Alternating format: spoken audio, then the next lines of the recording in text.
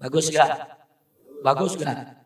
Terus berjuang mati-matian bagaimana orang kafir pada masuk Islam. Zaman sekarang ada yang ngaku ikut Nabi. Pagi, siang, sore, malam sibuk ngafir-ngafirin orang Islam. Ayo jujur, ada gak? Ada gak? Dikit-dikit musyrik, kafir, neraka. Kayak dia yang pegang kunci surga. Ada gak yang begitu? Bukan ahlus sunnah dia. Enggak, ahlus sunnah enggak gampang ngafir-ngafirin orangnya. Itu ciri ahlus sunnah, enggak gampang.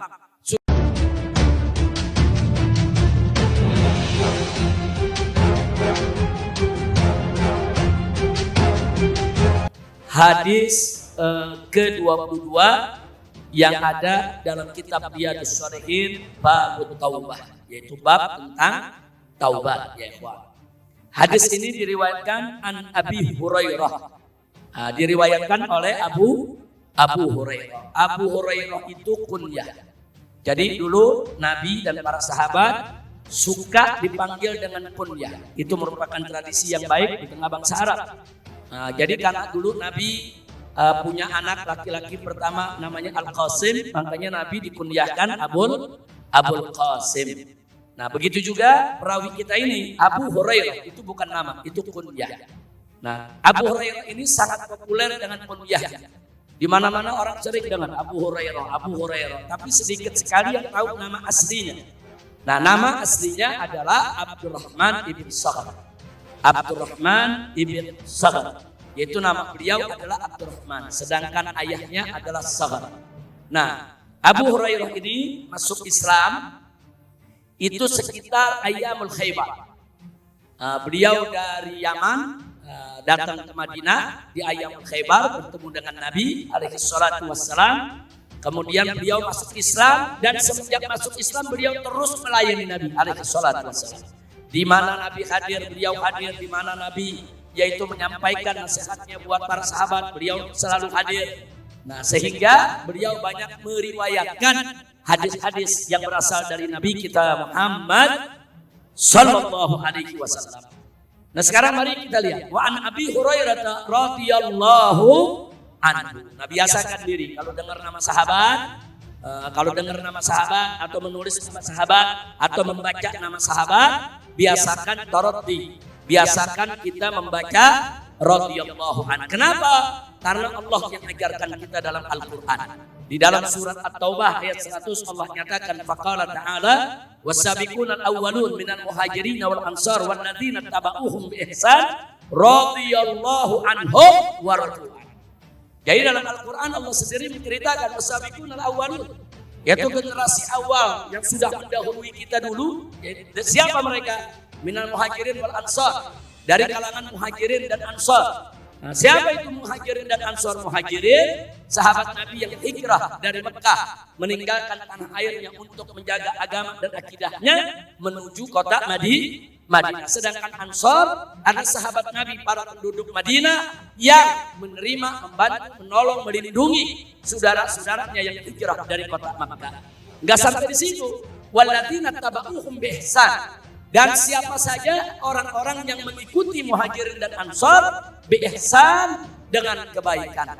Jadi sahabat manapun yang bukan muhajirin, bukan ansar, saudara, itu termasuk dipuji juga Allah.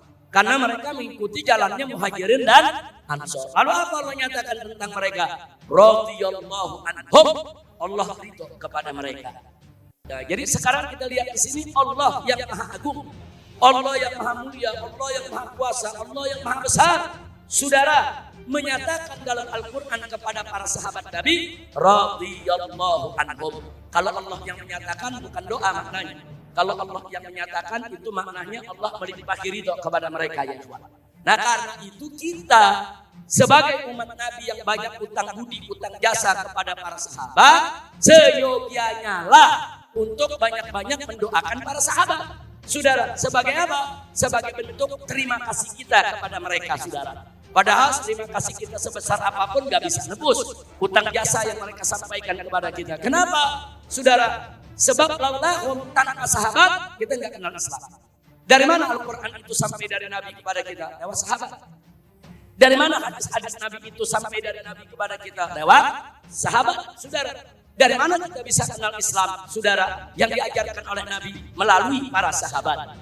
Jadi udah utang budi, utang jasa kita ini sama sahabat besar udah. Enggak bisa kebayar, enggak bisa ketebus. Makanya banyak-banyak doakan. Salah satu mendoakannya adalah kalau dengar namanya baca radhiyallahu an. Kira-kira jelas tidak?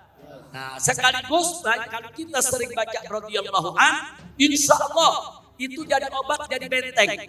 Kalau ada kelompok-kelompok yang mempengaruhi kita untuk benci sahabat, nah, ini ada kelompok yang suka benci sahabat, menghina sahabat, enggak bakal mempan dia. Kalau kita sering baca radhiyallahu an, insya Allah kebencian di hati kita hilang kepada para sahabat Nabi Muhammad sallallahu alaihi wasallam. Baik, kita lanjutkan. An Abi Hurairah radhiyallahu anhu beliau berkata, Abu Hurairah radhiyallahu anhu sang perawi mengatakan, apa kata beliau? Qala Rasulullah sallallahu alaihi wasallam. Nah, kalau tadi dengar nama sahabat radhiyallahu anhu, kalau dengar nama Nabi jangan lupa sholawat sallallahu alaihi wasallam. Ada sholawat, ada salam. Sallallahu itu sholawat. Alaihi atas fi wasallam, ada salamnya juga ya, Pak. Nah, terus ada nanya, lalu kalau ditambahin wa alihi bagus tidak? Bagus. Lalu kalau ditambahin wa sahbihi bagus tidak? Lebih sempurna lagi. Silakan. Sallallahu alaihi wasallam boleh. Sallallahu alaihi wa alihi wasallam boleh. Sallallahu alaihi wa alihi wa sahbihi wasallam boleh. Ya, Pak. Nah, jadi jangan sampai kalau ada yang sebut sallallahu alaihi wa alihi wasallam Syiah. Itu wa alihi bukan milik Syiah ya, Pak. Itu milik Ahlus Sunnah wal Jamaah. Nah, cuman kalau takut dituduh Syiah tambahin lagi. Sallallahu alaihi wa alihi wa sahbihi wasallam. Udah, kita tutup tuh kunci. Kalau ada wa sahbihi itu kita kunci ya, Pak. Artinya enggak ada yang bisa kita nuduh kita Syiah. Betul? Kira-kira jelas enggak? Kadang-kadang serba salah. Kita sebut sallallahu alaihi wasallam, apa dibilang? Wahabi. Karena Ahlul Bait enggak disebut. Kalau kita sebut sallallahu alaihi wa alihi wa sahbihi, saudara, sallallahu alaihi wa alihi, wah itu Syiah tuh, yang menyebut Ahlul Bait Nabi. Repot, supaya kita enggak dituduh Wahabi, enggak dituduh Syiah, kita pakai tiga-tiganya ya, kawan. Sallallahu alaihi wa alihi wa sahbihi wasallam. Ayo menuduh apa lagi? Nah, kira-kira jelas enggak? Jelas enggak? Jadi gitu, sebetulnya nggak apa-apa. Sallallahu alaihi wasallam bagus. Sallallahu alaihi wa alihi wasallam juga bagus. Sallallahu alaihi wa alihi wasahbihi wasallam juga bagus ya, kawan. Kira-kira jelas tidak? Makanya Ahlus Sunnah wal Jamaah ini indah ya, kawan. Enggak ribet ya, kawan. Enggak ribet, enggak ruwet. Udah cintai aja udah Nabi, para keluarganya, para sahabatnya. Ini Ahlus Sunnah ini madhab mahabbah, madhab cinta. Tidak membangun mazhabnya atas dasar kebencian ya, kawan. Enggak ada Ahlus Sunnah benci sama keluarga Nabi. Enggak ada Ahlus Sunnah benci pada sahabat Nabi. Enggak ada. Jadi kalau ada teriak-teriak kami Ahlus Sunnah benci kepada keluarga Nabi atau benci kepada sahabat Nabi, bohong. Dia Ahlus Sunnah wal Jamaah. Jadi ciri utama Ahlus Sunnah wal Jamaah cinta kepada Nabi, cinta kepada para keluarga Nabi, dan cinta kepada para sahabat Nabi, bahkan cinta kepada para ulama dan cinta kepada sesama umat Islam. Alhamdulillah. Kira-kira jelas gak? Jelas gak? Ya bukan, saudara. Dulu Nabi, maaf katanya, dulu Nabi pagi, siang, sore, malam berjuang mengislamkan orang-orang kafir. Bagus gak? Bagus gak? Terus berjuang mati-matian bagaimana orang kafir pada masuk Islam. Zaman sekarang ada yang aku ikut Nabi pagi, siang, sore, malam sibuk ngafir-ngafirin orang Islam. Ayo jujur, ada gak? Ada gak? Dikit-dikit musyrik, kafir, neraka. Kayak dia yang pegang kunci surga. Ada gak yang begitu? Bukan Ahlus Sunnah ya, Pak. Enggak, Ahlus Sunnah enggak gampang ngafir-ngafirin orangnya. Itu ciri Ahlus Sunnah, enggak gampang. Saudara, kalau kita tahu ada saudara kita yang sesat, kita lurusin supaya mereka sempurna imannya, bukan dikafir-kafirin. Kalau kita kafir-kafirin sama juga kita ngusir dia, jangan ada di Islam, jangan. Dulu Nabi alaihi salatu wasalam pagi, siang, sore, malam berusaha, saudara, banting tulang, kuras keringat, tenaga, energi, semua dicurahkan. Untuk apa? Supaya orang banyak masuk ke dalam ajaran Islam. Alhamdulillah. Nah sekarang yang masuk Islam udah banyak nih. Nah, cuman kita tahu lah, ada yang masih kurang jelas soal Islam, ada yang masih kurang paham, ada yang masih dicampur sama bid'ah ya kawan, ada yang masih suka khurafat. Jangan mengafirin, jangan, lurusin aja supaya mereka berpegang kepada ajaran Nabi kita Muhammad sallallahu alaihi wasallam. Kira-kira jelas tidak? Baik, sekarang kita baca hadisnya, saudara. Matan.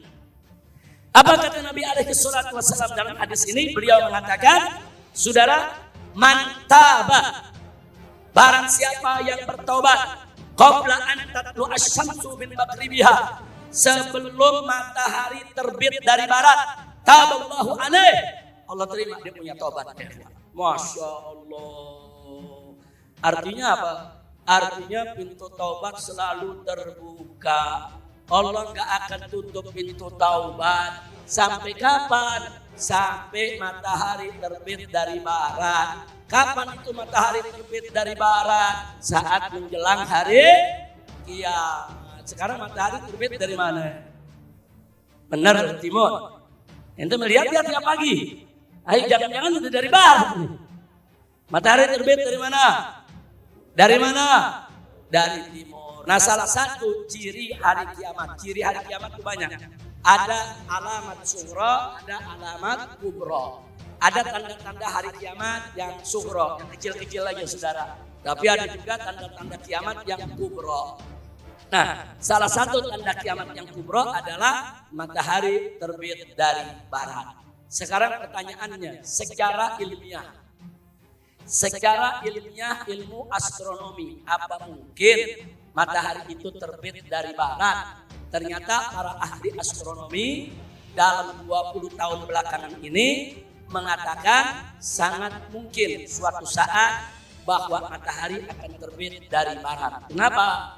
Karena matahari itu terbit dari timur karena buminya berputar. Nah, karena buminya berputar, saudara, ke arah timur, sehingga matahari terbit dari timur dan tenggelam di barat.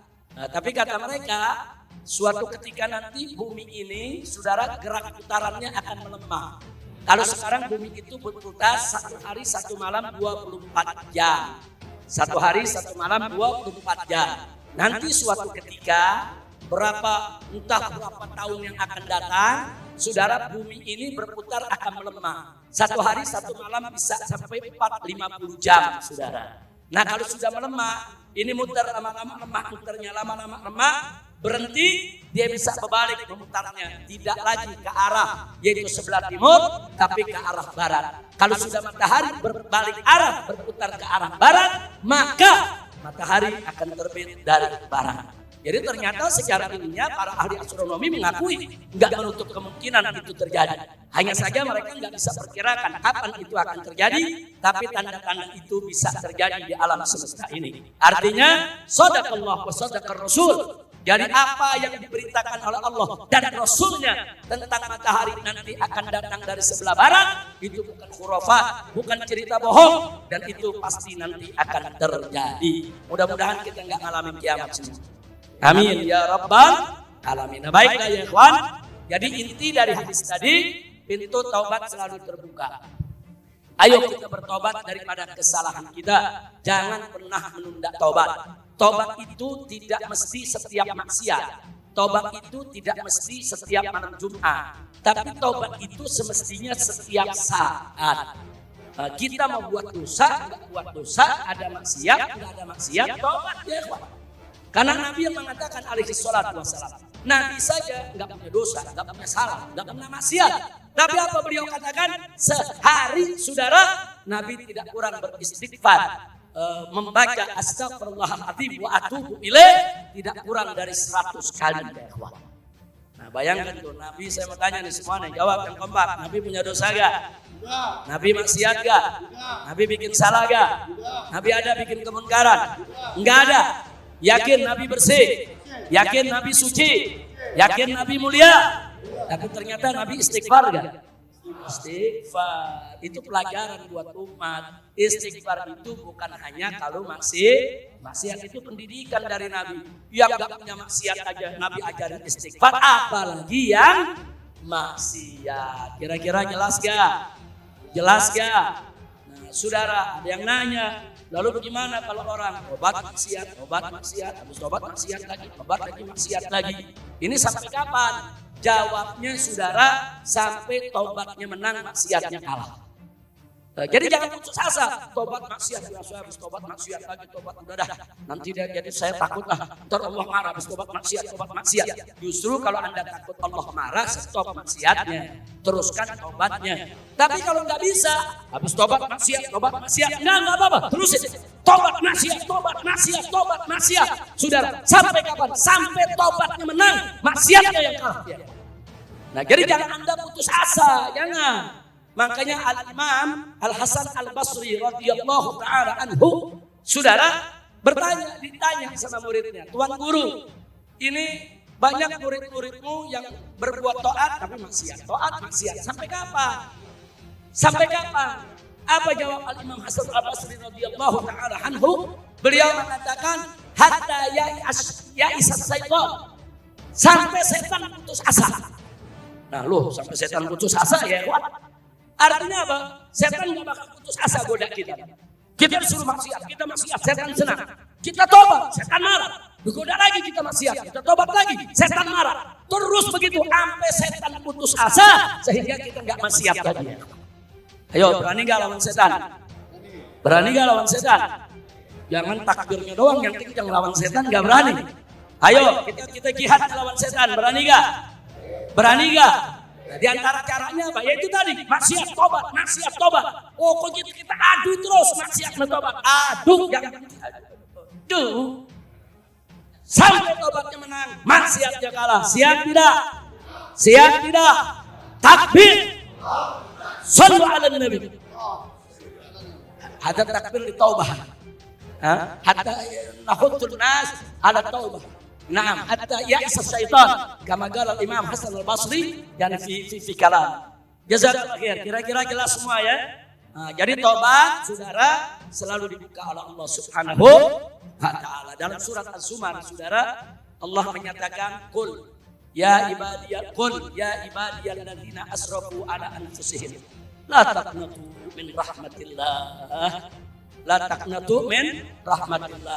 Nah, terus dinyatakan apa? Bahwa wallahu subhanahu wa ta'ala yaghfiru dzunuba jami'an wallahul ghafurur rahim. Itu kalau enggak salah surat Az-Zumar ya.